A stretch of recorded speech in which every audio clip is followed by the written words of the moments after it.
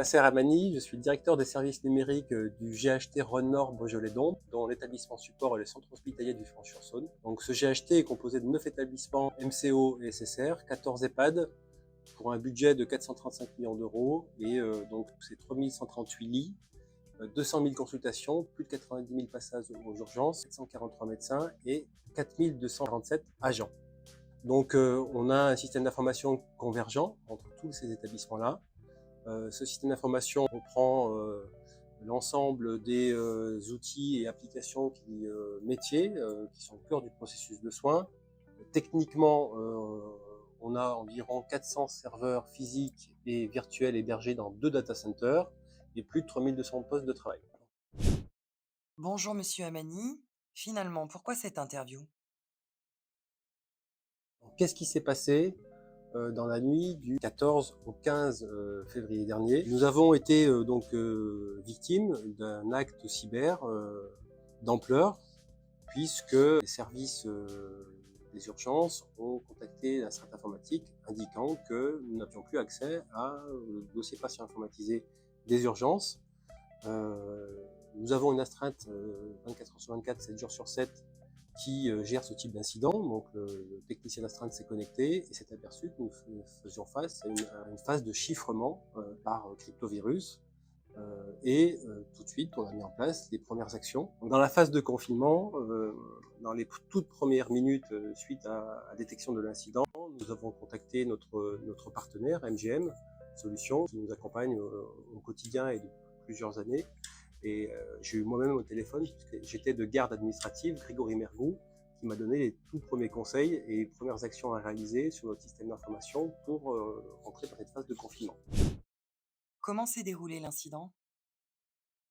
Donc sur la toute première phase de l'incident, nous passons en mode dégradé que nous connaissons bien puisque nous les avons travaillés depuis très longtemps dans le cadre de différents programmes nationaux, hôpital numérique et open. Nous passons en mode dégradé, sans système d'information dans les premiers temps et sans non plus de téléphonie pour communiquer entre les services. Donc une phase assez compliquée à gérer. Et ensuite, on contacte l'ensemble des acteurs, la direction générale forcément, l'ARS, l'ANSSI, qui également nous a accompagnés pendant toute la durée de cette cybercrise. Et nous faisons une première analyse d'impact sur notre système d'information pour nous assurer que nous n'avons pas de perte de données, que les sauvegardes sont touchées ou pas.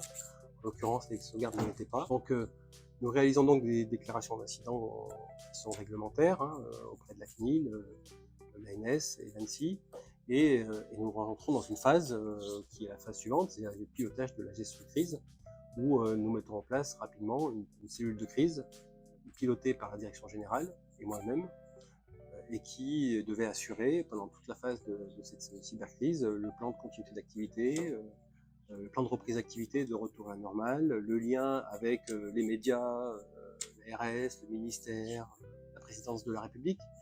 Notre attaque a été très médiatisée. Donc cette phase de gestion de la crise et de gouvernance est importante.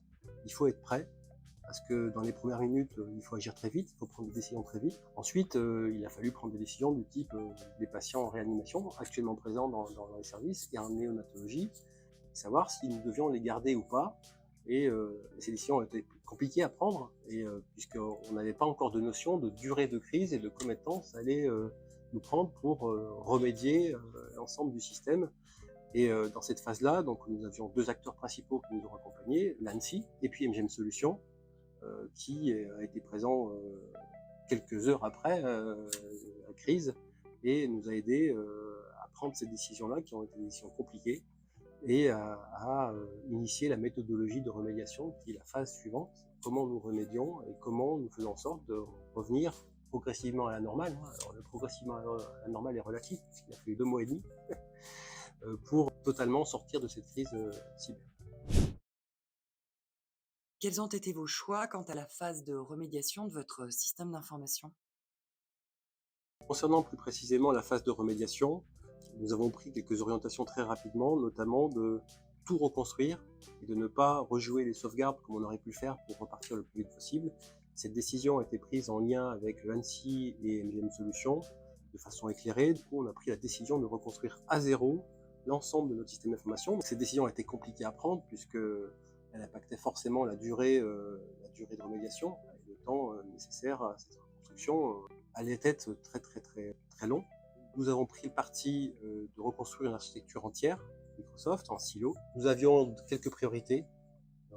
J'en ai parlé tout à l'heure, notamment les services critiques. Nous avons, en 2 jours, été en capacité de rétablir l'ensemble du système d'information de la réanimation. L'objectif était d'éviter de muter nos patients en réanimation dans d'autres établissements.